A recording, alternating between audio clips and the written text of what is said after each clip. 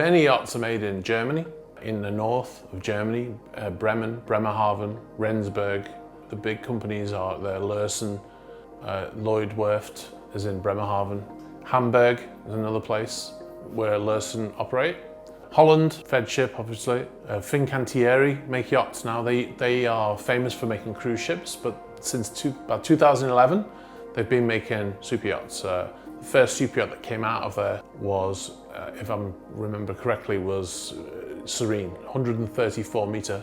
And then obviously there are other places that make yachts occasionally. Norway made Ulysses and Andromeda, but that was quite special. That was quite a special situation. I made a video about that, so you should check that out. The project REV is currently being built in Romania. That's unusual. There are yacht builds in Turkey, the US also building smaller yachts. They get built all over. It's a good question, actually. It's kind of tricky to answer because as a crew member and as a person who fixes things on board, if you're in front of the boss, then the most likely scenario is that something's broken, so he's not very happy. So it's hard to say yes, they are happy or no, they're not happy because when I interact with them, they're most likely at that moment in time unhappy that something's not working. And most of the crew say the same thing, that when they see, this is obviously generalization, but very often the crew will say that the owner doesn't seem very happy about something. Very often it's because something's not working. So he's gone into a room, turned on the television, and it's not working. So he's unhappy. So it's a perception, isn't it? Do I think they're happy in general? In my own experience, they do seem to be preoccupied quite often, but I think running a business that makes billions is stressful. And one of the reasons why they have these yachts is so they can get away from everybody and try to relax. So I don't think they're necessarily happier than anybody else because of the stress involved very often in what they do. They don't appear to be. You don't see them walking around with huge smiles all the time. I know most of us would think, well, if I was a billionaire, I'd be so happy, I'd have no stress. But the fact that they've made those billions, I think that brings its own level of stress that we don't understand. I have seen an owner go from being valued at 8 billion down to 1 billion and then back up to 8 billion. So that was probably quite stressful. Okay, so solid waste, if we're talking about number twos, that goes into a toilet system, it goes into a sewage treatment plant. The sewage treatment plant has a bacteria, and that works on getting rid of all of the toxins, treats the waste, so by the time it's finished through the system, it's safe to dispose. And then when the boat is out at sea, past 12 miles outside of any borders, then they can put that into the ocean. But like I said, by then it's been treated, there's no toxins in it, and it's just a safe waste that can be disposed of. If the boat is in port for a long period of time, then they will store it in tanks, and then when the tanks are full, if they're not going anywhere, they will bring in a company with a truck and they will pump it out into the truck, and the truck will take it away and dispose of it. Okay, so Transatlantic Crossing. So we'll talk Gibraltar to Antigua, say. Depending on the vessel, depending on when the boss is going to be arriving to the boat, it all depends on that, because the vessel will refuel at Gibraltar, most likely. The reason why you refuel at Gibraltar is because two reasons.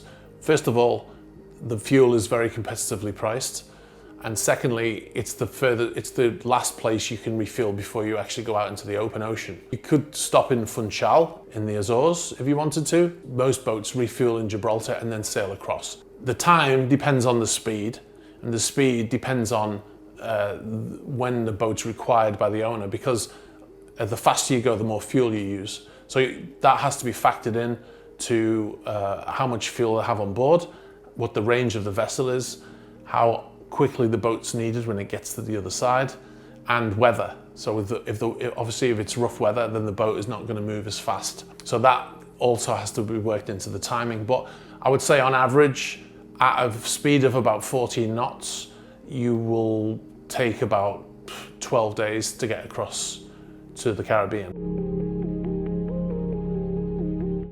There is a general consensus that the boat's operating cost is 10% of its original value. And it's a guide, but I think it's quite accurate. It's very dependent on the vessel, because one owner might spend a lot of money on fuel, and another owner might only just sit in the Caribbean or in the Mediterranean and just not move around that much. And the fuel is a massive fee, because the amount of fuel to fill up one of those boats, you know, you're talking like 150,000 to plus 250,000 to fill up a vessel. And I've been on a vessel that went from the Mediterranean to Thailand and back, and we filled up, I think we filled up twice on the way there and twice on the way back. So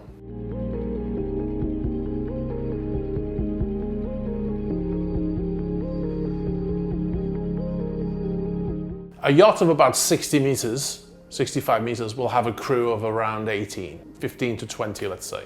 A yacht of 120 meters or 100 meters, let's say 120 meters and 9,000 tons, gross tons, the crew will probably be around 35.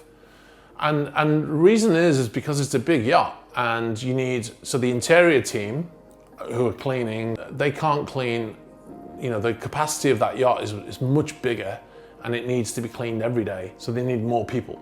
The yachts generally they'll have more visitors on board, so they're dealing with more people. So they need a lot of people to do that.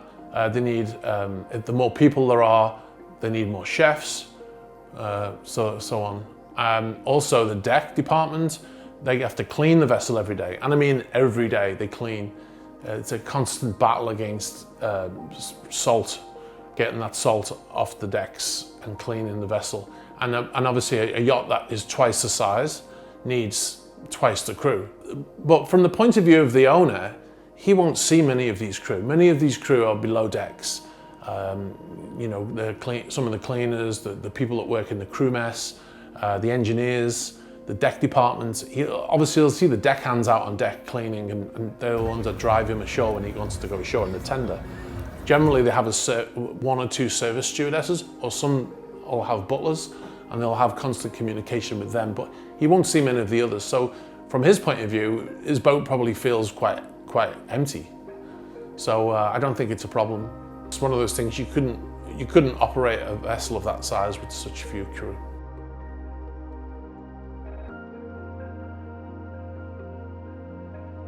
Okay, chase boats are not that common. I know of 3 or 4. I know some people who've worked on chase boats. So let's say an owner has a 70-meter yacht. He starts to grow his toys. Maybe he wants a helicopter and he doesn't have a heli deck. So he gets into this situation where his yacht has really become too small. To build a new yacht takes 3 or 4 years, right?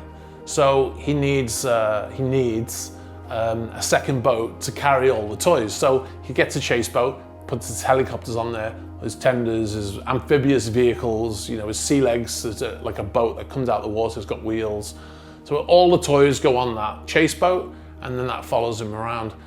Usually what happens is they will have a yacht and a chase boat, and they'll have a bigger yacht in construction somewhere. So they'll have that chase boat until the bigger yacht is completed, and then they move on to the big yacht, and then they sell the other 2 boats off. Okay, the most outrageous thing I've seen, and I've worked in this industry a long time, so you get used to massive yachts and £1 million tenders and helicopters and private jets and everything like that. So you get used to all of that, and it becomes normal. Like when you go to a new boat, you learn that the boss has got this private jet, and he's got this helicopter, or he's got 2 helicopters, etc. The most eccentric thing I've ever seen a yacht owner purchase is an island. So, and not just, I've seen a couple of them who I've worked for purchase islands. The main one The most outrageous one was in the Caribbean, and the owner had built his own, well, he had an island, he purchased an island, and he built a town on it. It had its own super yacht marina, and it had this town, and everyone drove around in golf carts, and I used to call it the Truman Show. He built this town that didn't look like it belonged in the Caribbean. So the houses that were built there were like European style houses. And he even has the bull that they have in Wall Street. He has one of those bulls in the town, outside the post office. That is the most ridiculous, outrageous thing I've ever seen. Somebody who owns their own island. And when you're driving around this island in the golf cart, it's like you can't even believe that, wow, he owns the road, he owns everything, you know, everything that you see, he owns it. So that's the most outrageous thing. I don't think you can beat that.